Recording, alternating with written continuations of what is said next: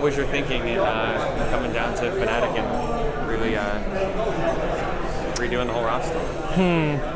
Well, I mean, the TS7 season was probably like the worst season I ever had for Dota. And then after that season, I didn't really have that many options in NA/Europe. I had a few, but like I wasn't even like the first option, so I decided to just like I like the Fnatic players, so I just thought that overall, like eventually, like this will be like the best option this year, and I don't really mind doing whatever it takes to make it work. I know it probably isn't. It didn't seem like it was very difficult for you to find players that still really want to play with you and have a lot of respect for you based on what you've been doing over these past, many seasons. It was at first. Well, I mean, the players come to, like originally like Abed didn't join us, right? Even though we were asked him, and like it seems that way, but it wasn't like that originally. And eventually, like with University of EG, like we had him as well. But yeah, like I mean, mid-season people realize like I'm still who I am. So yeah. But I mean, I think to get Abed in the first place is really like the first domino, right? The first domino that really helped your team. Yes. And DJ as well. I mean, I'm sure a lot of people have respect for all your players individually and now together as a team. Yeah. I've seen interviews where you've said that Pieliedie was the best player in the world at one point. Yeah. Still feel that way?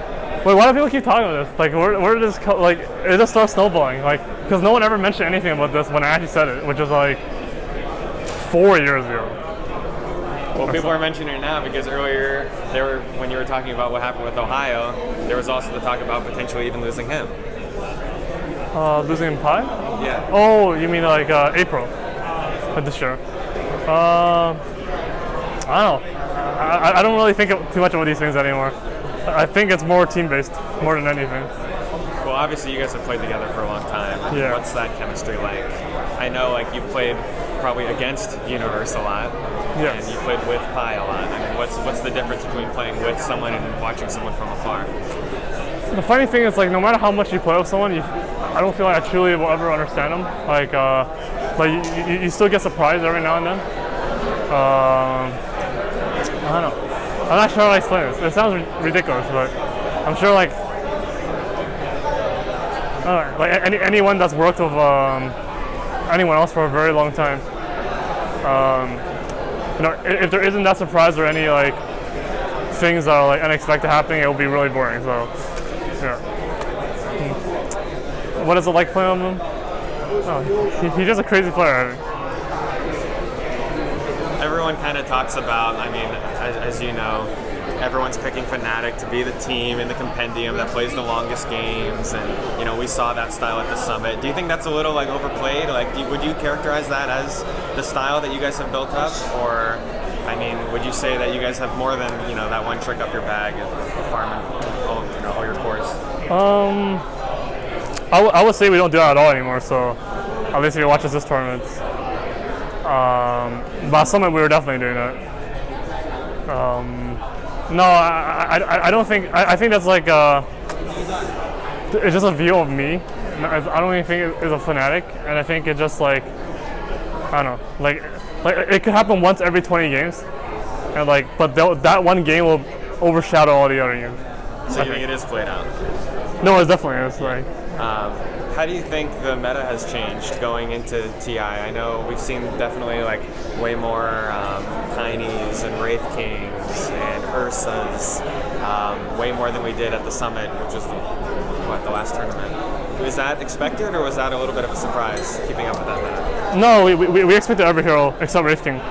And even Wraith King we expected, but only towards the end, like right before TI. We expected all these heroes to come in.